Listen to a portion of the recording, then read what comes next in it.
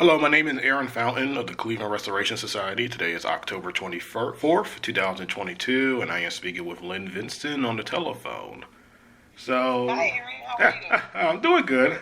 Okay, so I'll jump into the first question that I like to ask everybody. Can you first tell me about yourself? When and where were you born, your parents, and childhood upbringing? Well, I was born in Cleveland in 1961, and at that time we lived in a house on Wickfield, which was in Warrensville Heights. It's just a few streets south of the Shaker Heights border. Um, and we moved to Ludlow in 1963, so I was only 2 years old at that time. And we lived in Ludlow until 1976. Unfortunately, after my parents got divorced, my mom had to sell that home. However, we did continue to live in Shaker, and I went all the way through the Shaker schools. Oh, Um, my parents kind of goes into the next one, but my parents, Ron Spetrino and Sue Spetrino, were both born in Cleveland. Um, and they were from Cleveland Heights. They both graduated from Cleveland Heights High School. Uh, they kind of had very different backgrounds. My mom, I would say, she was kind of like a white Anglo-Saxon Protestant family, upper to upper middle class. Her family weren't activists, but they were, pretty open-minded people. Um, my dad's family was, I would say, kind of the lower middle class. They were Italian immigrants. My dad was the first generation born here in the United States. Um, and they lived in Cleveland Heights, obviously, as well. And my father, like in my mom's family, all of the children, she had two siblings, went to college and so forth. Her parents had gone to college. In my dad's family, he was the first to go to college.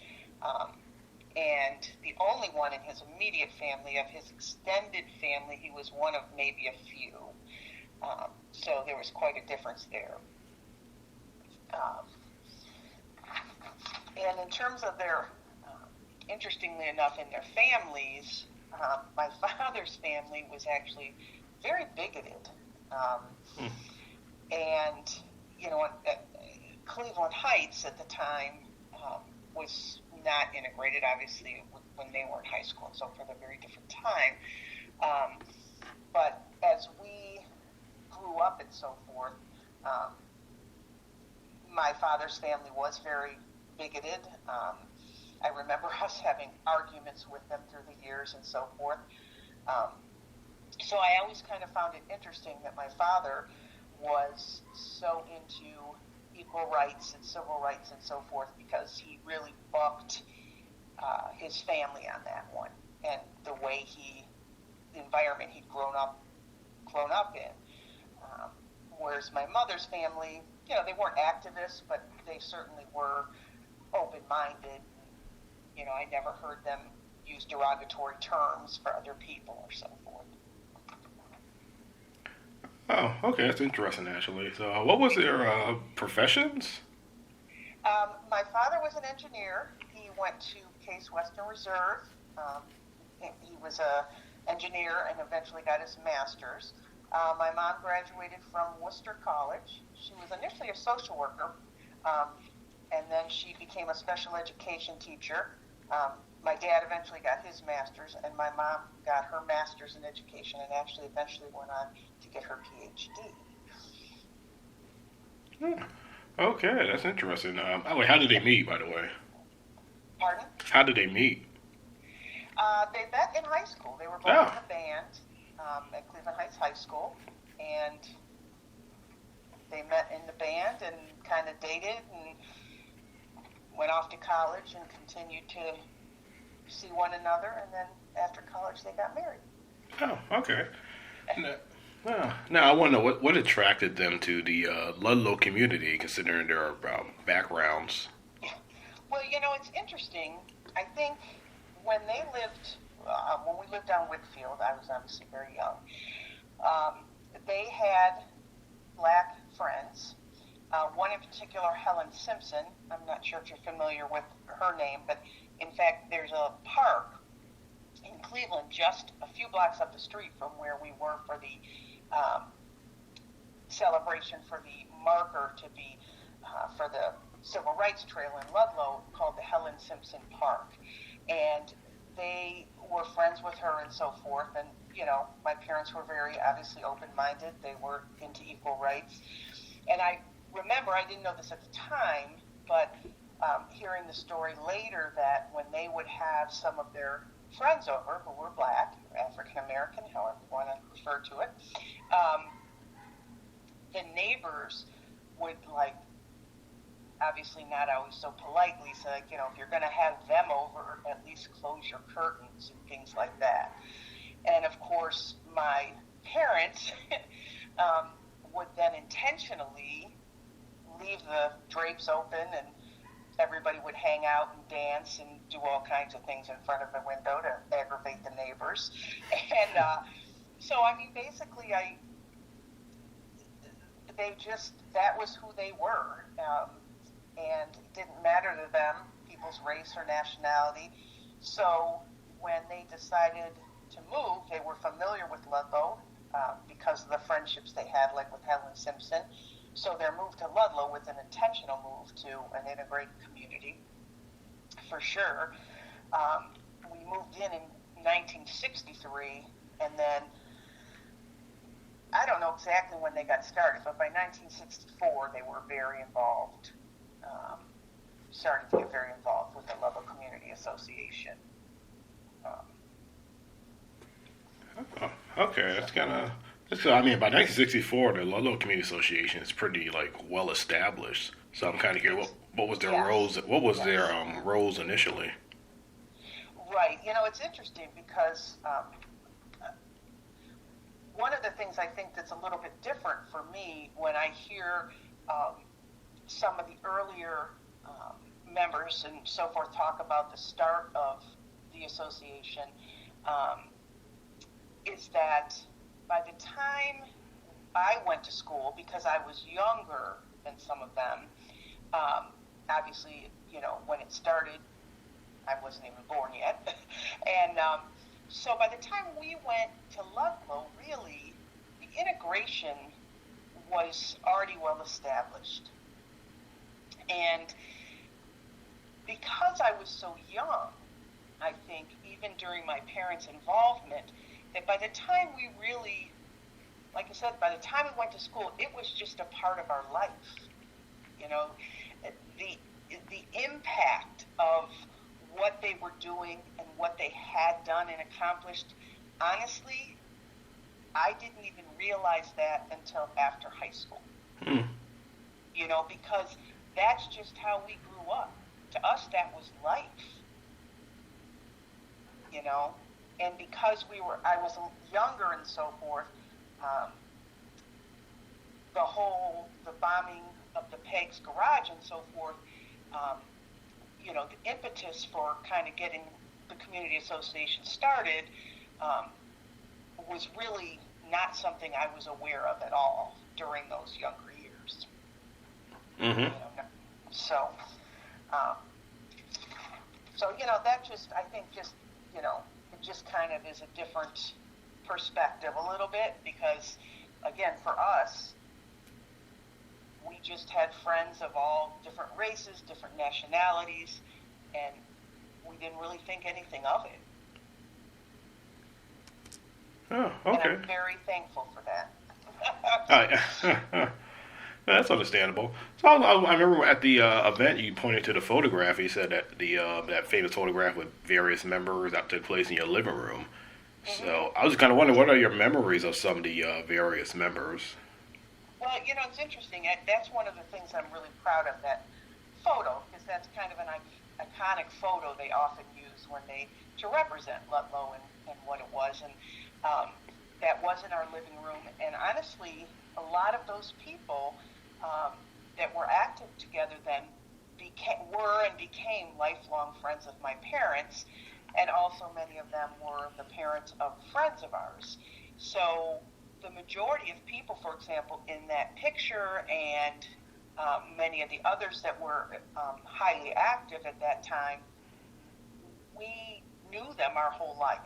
And in fact, at the celebration last week, seeing Ruth Ann Vance and Martha Coverly and Carolyn Milter and seeing these people, it was like a great reunion because those people had been a part of our life for most of our lives.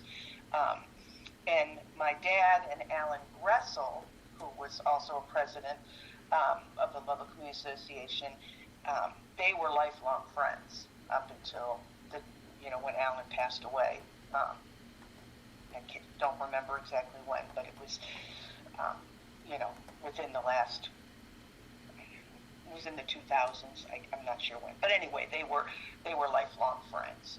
So not only did they work together, all these people toward a common goal, they became great friends.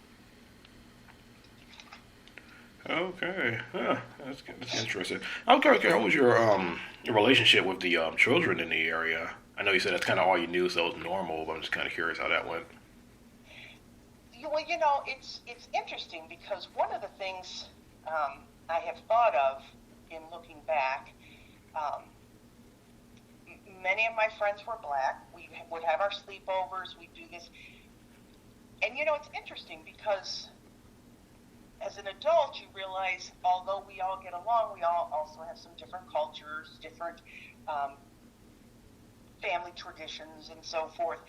And one thing I remember, we always talked about how we were all alike. And I think the meaning of we were all equal, we all had equal rights, nobody was better or worse than anybody else because of race and so forth. But I do remember as an adult thinking, well, but we were different, not because necessarily of race, but because we had different cultures and different, some families did things differently and so forth. So as an adult, I realized that, and it's an experience again that I'm very glad I had, that spending lots and lots of times with my friends, white and black, and at their homes, and, just, I guess, again, it was just for us, it was just the way life was.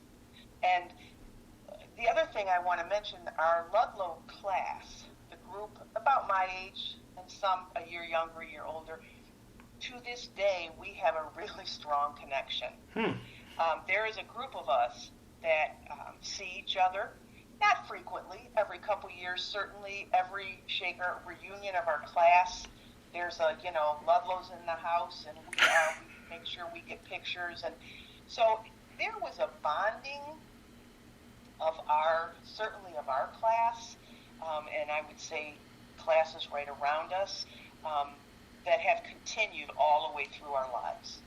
And I think part of that is because of the special community we grew up in, the unique community that we grew up in. Mm-hmm. That's interesting. I'm kind of curious. I know you said your father's family was kind of bigoted in a way. So, what was their opinions about you guys living in an integrated community? Well, I can tell you an interesting little story. Okay. I'm not proud of it. But when my sister and I were in elementary school, and my parents would sometimes travel to Europe or abroad for a couple of weeks, and my grandparents would come and stay with us, and they lived at Cleveland Heights at the time. And at night, I remember my grandmother going around the house, literally putting down all the shades, all the drapes, talking about how the mafia was going to come get us because we lived with black people. And I don't think I need to tell you she didn't use the word black. Mm-hmm. But,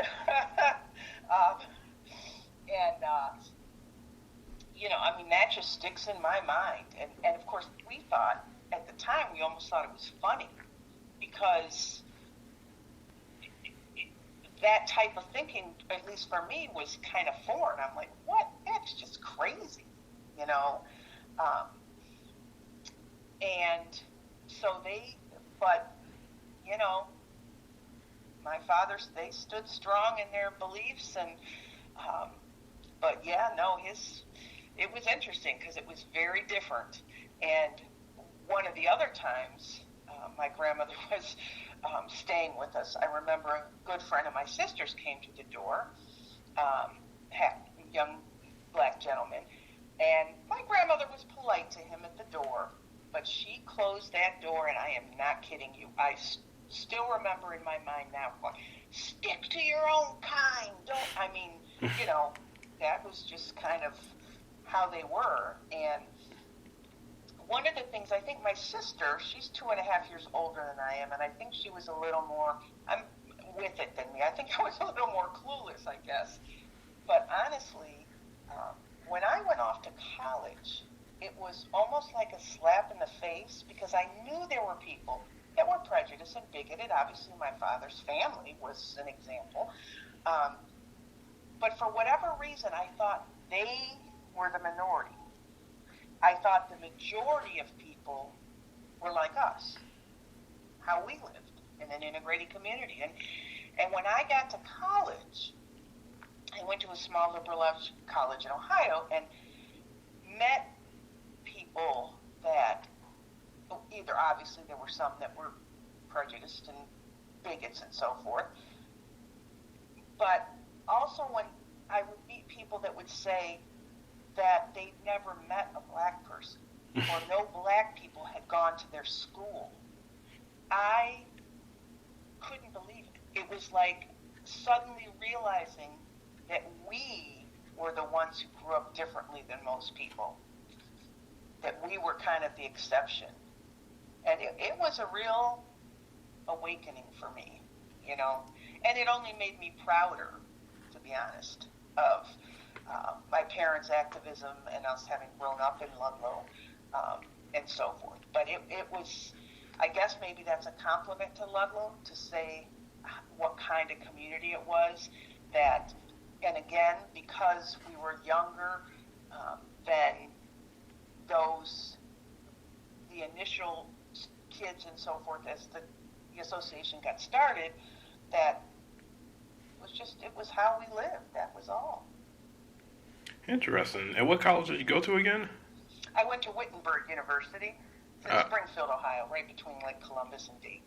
Oh, okay. So I imagine most of those students are coming from like small towns, rural areas. Yeah, yeah. And it's interesting because they had, and at the time I didn't really pay any attention when I was selecting a college, I guess, to the racial makeup and so forth. And it was interesting because there was a group, concerned black students on campus, and I spent a lot of time with them, and I think I found that interesting too, because there were students that didn't really like me just because I hung out with African Americans and so forth. And again, I have a couple of friends I met at college here that are my lifelong friends still now, so. Interesting. Okay. Well, so I'm gonna go back to Ludlow. So I was wondering, how did your parents even learn about Ludlow? Did the association reach out to them, or they just came across it? You know what? I don't 100% know, other than my father. They became friends with Helen Simpson.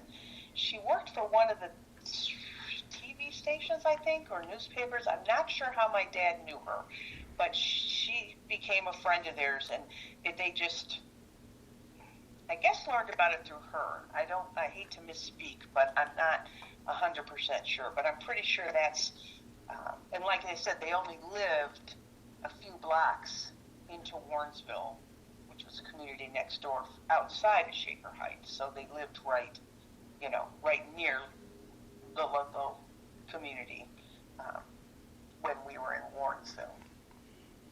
Yeah, okay.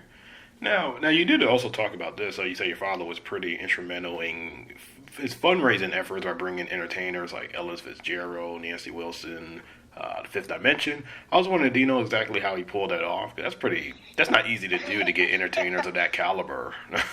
Sure. I wish he was still alive and able to give all the details. He was chairman of the fundraising for the association around the time where they were incorporating to come up with the money to be able to lend families, at that time, white families, many of them, because once black families, as you know, started buying in the community, then the realtors wouldn't show whites' houses, blacks, banks wouldn't lend them money and so forth. And so I'm not exactly sure how he pulled it off, other than the fact my father was very charismatic, and he was,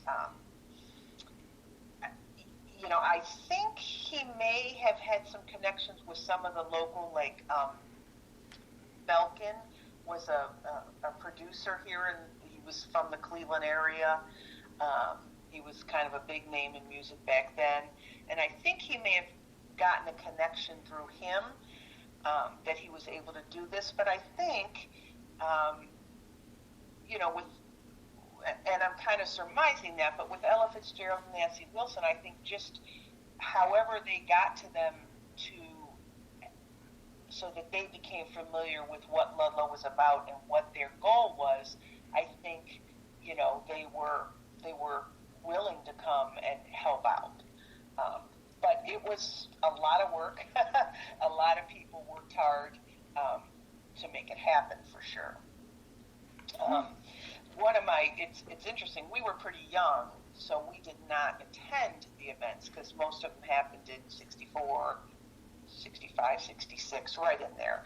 But when the first one they did was the fundraiser at the Colony Theater at Shaker Square, the My Fair Lady. Mm-hmm. And the big thing that I remember about that night is that we were home with we had an adult babysitter. Her name was Jo. And she was there. She was going to put us to bed, and then my parents were having people back at the house after the movie and so forth.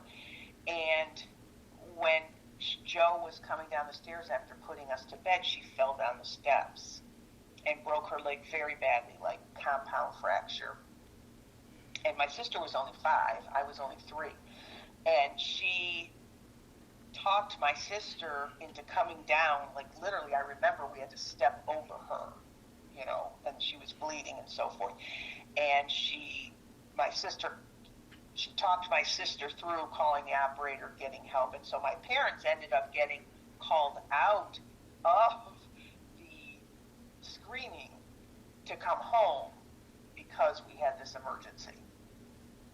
So that's the big thing I remember about that night, is that, after all that work and stuff, my father and they ended up having to come home. I think they ended up still having the people at the house after, actually, once, so. Oh, okay. That's one. Were your parents always members of the LCA, even after? I mean, before, even until the day that they left the neighborhood. Oh yeah, they were. My parents got divorced. My dad moved to New York, but we kind of stayed involved. I don't know if we were so much members, but then my sister and I moved back. We rented an apartment down there near again where we were for the celebration of the marker last week, and we kind of rejoined and reached out then, and we definitely were at the when they did the 50th anniversary in 2007. My father and Alan Gressel and number of the people who were real active back at that time, they were all came back and maintained. So, Ludlow is once you were involved in Ludlow, once you were a part of Ludlow, even if you weren't in Ludlow anymore, it's like Ludlow was always still a part of you, Mm-hmm. It really was. It's hard to explain, but. Okay, that's understandable. I mean, the ceremony was like a class reunion. That's what I tell my coworkers. It was. Exactly. And I wish there had been some more of the people. I think, some of the people, I wish I should have probably, when I found out about it, reached out to some more of the people from our class that I was talking about. Because I think, again, they wear Ludlow proudly. Mm-hmm. Okay. Oh yeah, so as you know, the Ludlow Community Association controversially sought white home buyers while indirectly excluding black home seekers. So, do you know how your parents reconcile this paradox? Well, I think initially, I think they believed so strongly in integration and in the goal and the mission of Ludlow to maintain an integrated community, and knowing that if they did not do something, that once black families started moving in because of white flight and because of the issues with realtors not showing in banks and so forth, that it would simply just go from a white community to a black community. So I think, in general, I think they were able to deal with that. That it wasn't always easy, but to know that if they didn't do that, that they would never be able to accomplish their mission. They'd never be able to maintain an integrated community if they didn't take those steps to do that. And I think a little bit later, not later, but a little later in the 60s, for example, my mother she worked for the Ludlow Housing Association, and then when they merged with Shaker, she worked with them. But her and Joe Battle and Pat Poe were extremely active. Joe Battle owned Operation Equality, and my mom did a lot of work. She worked for them and did a lot of work in regards to discrimination of housing and being a checker and so forth. So not in Ludlow, just in the Cleveland area in general. And so I think part of it was a combination of they felt so strongly for the mission and knew that if they didn't go that route, they would not be able to successfully maintain the integration, and then continuing to do things to help and work towards getting rid of discrimination in housing across the country, across the city, and so forth. So I think that was kind of how, at least for my mom, I know that, it helped because she knew she was also working towards getting rid of discrimination in housing across the board. Okay. So now I am curious about your experiences in middle and high school. I know the elementary school is well integrated, and I don't know that everybody in Shaker Heights did not attend an integrated school. So how was your experience once you got to middle and high school? Yeah. Well, I think a lot of the schools that had some integration, we had the two junior highs. There was Woodbury at the time and Byron, and Ludlow and Moreland and Lowmont. They went into Woodbury. So when we went to junior high, Woodbury was pretty integrated. I couldn't tell you the exact, statistics on it, but because those communities fed into it, it still maintained a, fairly integrated. And then moving on to Shaker, again, I don't know the exact statistics, but Shaker was pretty well integrated by that time. Now, as mentioned in some of the videos I know over time, by high school there was some self-segregation in terms of, you went into the lunchroom and there might be a whole group of African Americans at one table, and it wasn't it was just a kind of a natural the way it was. It wasn't because you couldn't sit with anybody or you couldn't, but it kind of started. It was interesting because it was almost kind of like after all that integration, in some ways, it started to be a little bit of more segregation there, but self-segregation. It wasn't forced upon anybody, but I hope that makes sense. I know. No, it does. I know, people get older, especially in their teenage years, they kind of change a bit. So. Right. And I think, and it wasn't that everybody wasn't friendly, but I also think that, just the way life is, the way people are, but it's still, again, And I think, I'll be honest with you, I think in some ways, I'm sure there was some ugliness going on that I didn't even realize just because um, of who I hung out with and my experience coming all the way up through Ludlow, that it just, I wouldn't hang around people like that, so I just was somewhat insulated from it, I guess you'd say, almost, because if anybody who was like that and would treat others based on race or nationality, um, use derogatory terms and so forth, and didn't respect, I didn't want to be around them anyway, and that really was the same with most of my friends, I think. Okay. So, yeah, I was wondering, what ways do you think your upbringing has shaped your adulthood? Um, I think it significantly has a lot of impact to who I am as an adult. I think most of my career, um, the first 20 years or so of I'm a teacher of my teaching career. I taught in Cleveland Heights and in South Euclid, both very integrated communities. Um, and that was always very important to me, to be in an integrated community, and also I was very comfortable. So I think that as an adult, having grown up that way, not only has it impacted the lifelong friends that I have and continue to be in contact with, but how I view the world, I guess, really, and how I view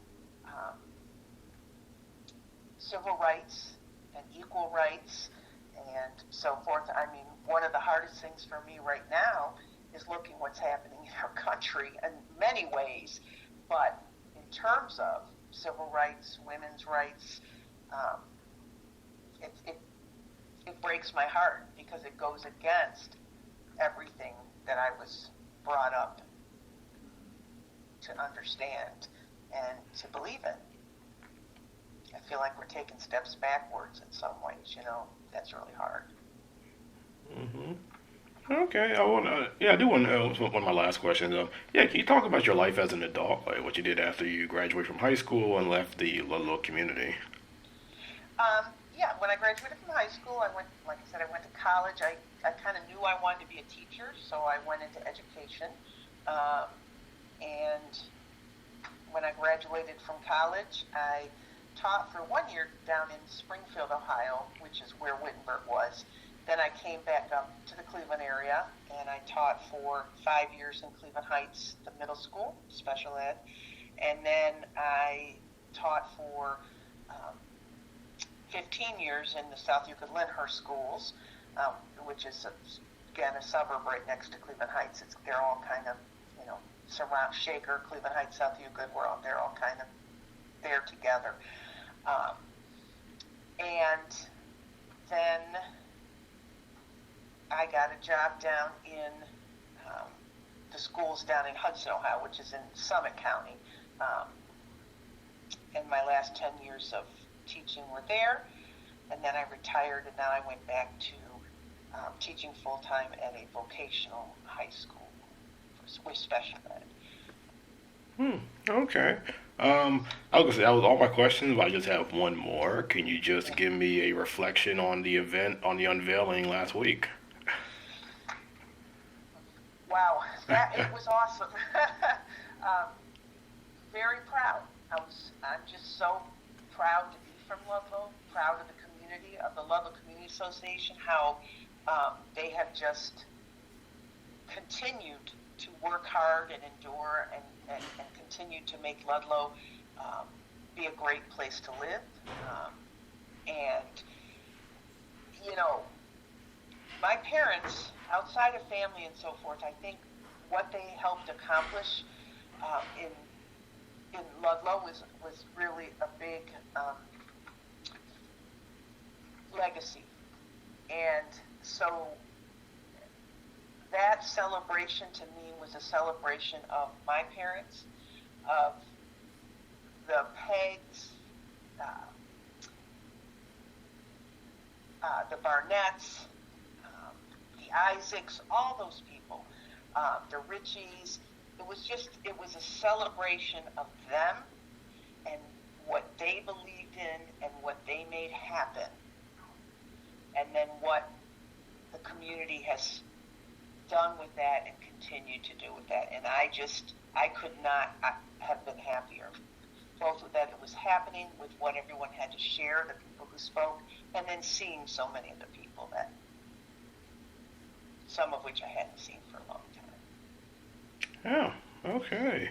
Yeah, that's all the questions I have.